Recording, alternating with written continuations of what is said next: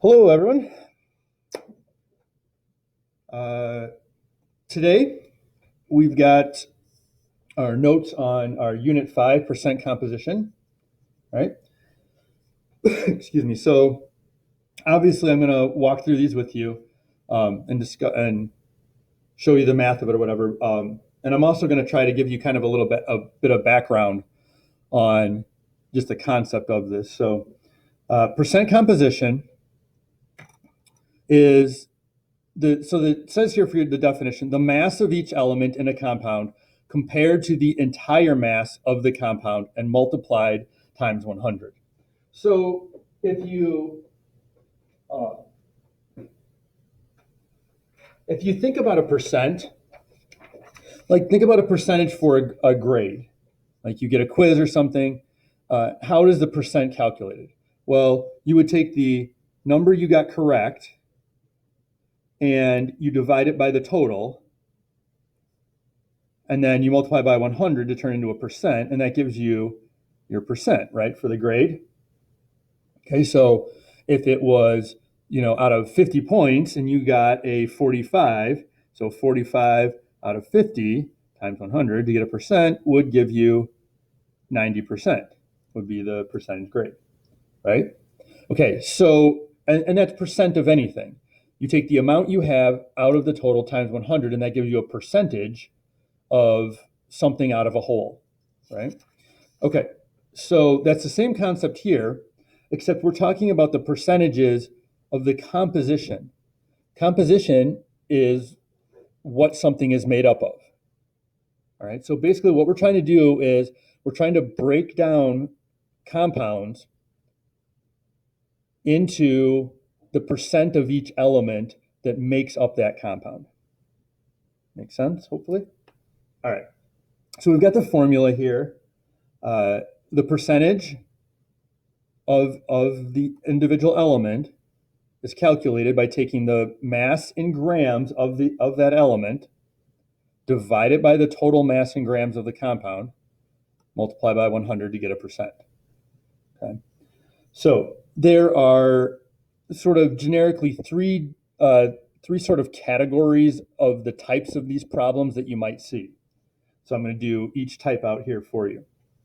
Okay, the first one is if you're just given the chemical formula, nothing else. So, for example, Mg3PO42, and it wants you to figure out the percent composition for this, okay, for this compound. So, step one, calculate the total masses of each individual element. Then you add them to get the compound total. In other words, you're calculating the formula mass or the molar mass, however you want to look at it. So I take this, I split it into all the elements, Mg, P, and O. Okay. Now we count, so we're doing the number of atoms times the masses for each thing. So how many magnesiums do we have? We have 3. Okay, how many phosphorus do we have? We got 1 in here, but remember it's inside parentheses, so we multiply it times whatever's out here. So 1 times 2 is 2. Okay, same thing with the oxygen, 4 times 2, total of 8. Okay. All right, magnesium. So you go to the periodic table, remember to take to 1 decimal. So magnesium is 24.3. So 3 times 24.3. And that comes out to be 72.9. All right. Phosphorus, 2 times phosphorus is 31. That comes out to be 62. And oxygen is 16. And that comes times 8 comes out to be 128. All right. So for this compound, like the 72.9 is the grams of magnesium. Okay. The 62 is the total grams of phosphorus, and the 128 is the total grams of oxygen. You add them all together, we get 262.9. And this is the grams total for the whole, grams total for the whole compound. Okay. Then the next step. The next step, you take each of these, you divide the masses of the elements by the total mass of the compound, then multiply by 100. In other words, use this. Okay, so for magnesium, we're going to take 72.9 divided by the total times 100. Okay. Now, for these, there are no significant figures because there's no beginning number, like measurement. So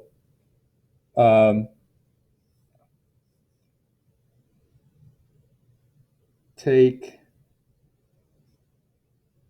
all answers to 1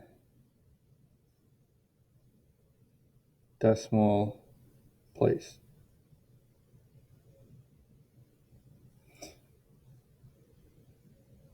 Okay.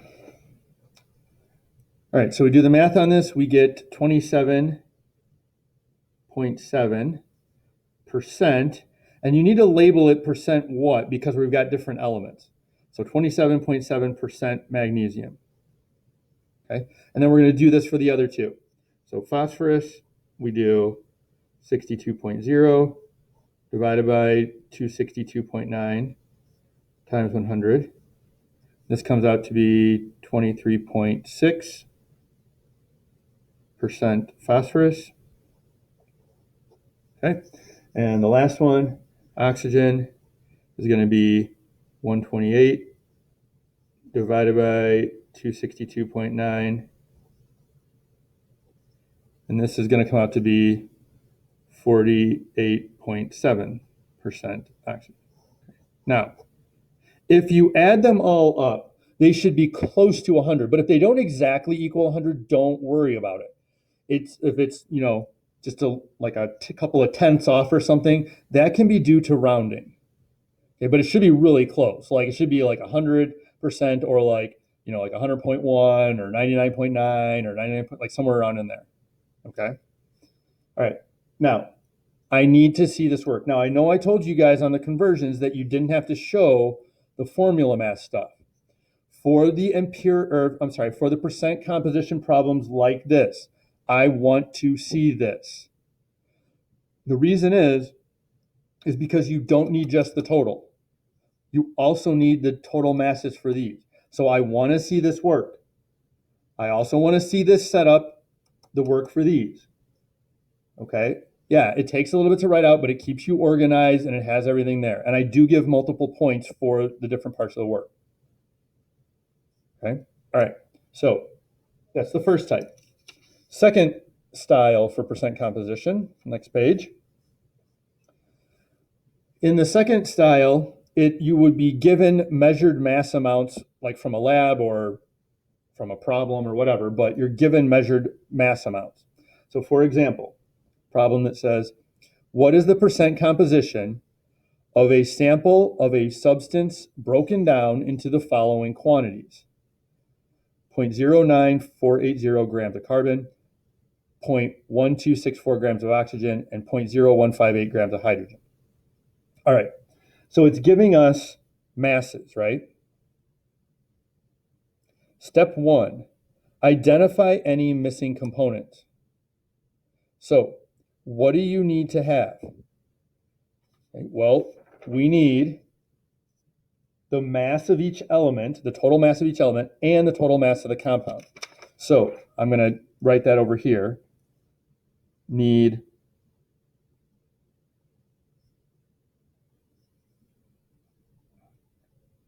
mass of each element in the compound and the total mass of the compound. That's what you need to do this problem. So identify if you are missing anything. These are the things you need. So it tells us in this problem that we've got carbon, oxygen, and hydrogen. We need the mass of each of those, and we need the total mass of the compound. So they've given us the mass of each of those, but we do not have the total mass of the compound. So the total mass of the compound needs to be calculated. So in this case, the way we're going to do that is very simple. You've got these are all of the elements in the compound. Matter can't be created or destroyed, so all you need to do is, in this case, is add all these up.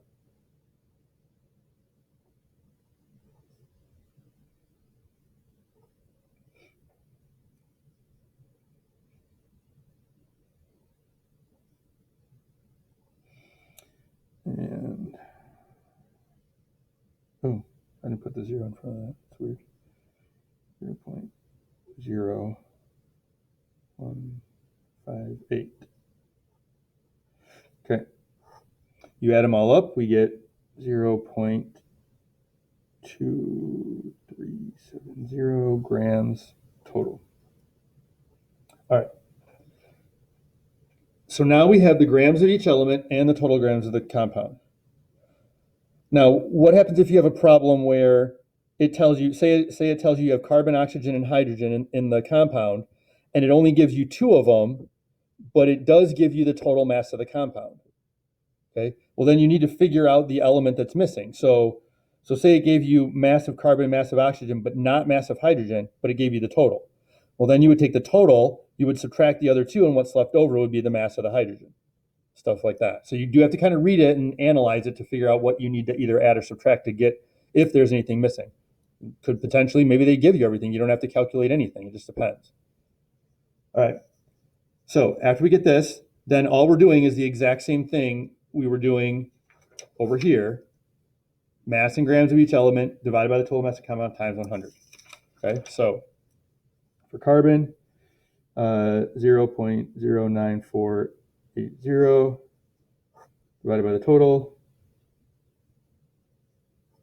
times 100. This is, okay, now for these, you can do significant figures.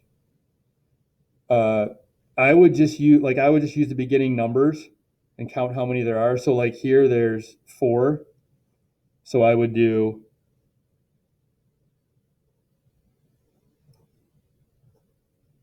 40.00% carbon. That gives it 4 significant figures. Okay. Oxygen setup over the total times 100. Okay, this is 4 as well, so 53.33% oxygen. And hydrogen is 0.0158 over the total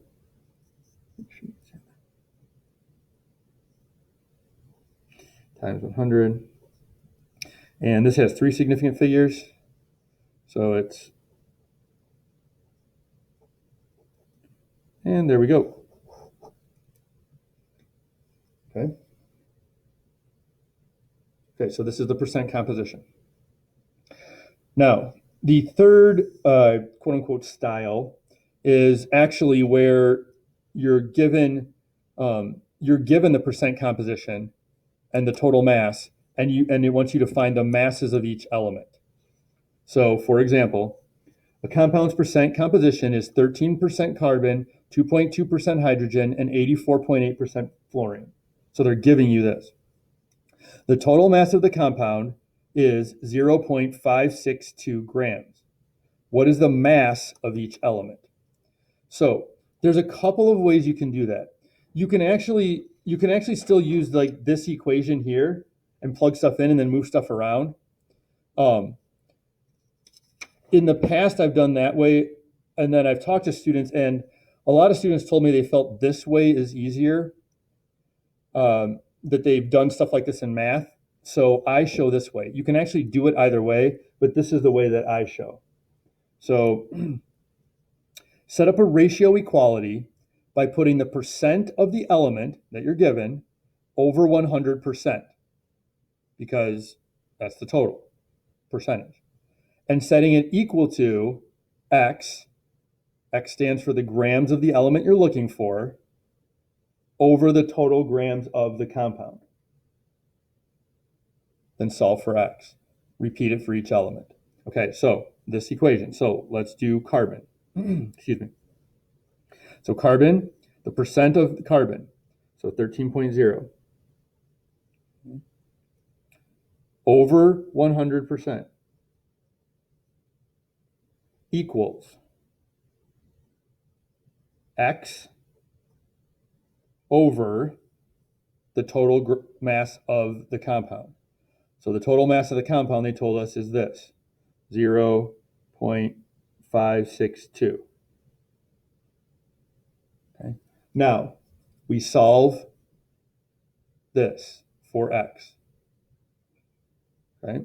So multiply these two, divide by 100.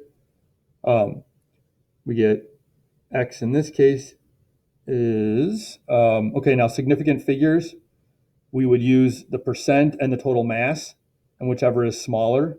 So in this case, we've got 3 and 3. So our answer would have 3. So this comes out to be 0.0731 grams, and tell what it's grams of, because we're going to have grams for different ones. So grams of carbon. So that's how many grams of carbon we have. Okay, now we do it for each one. So hydrogen,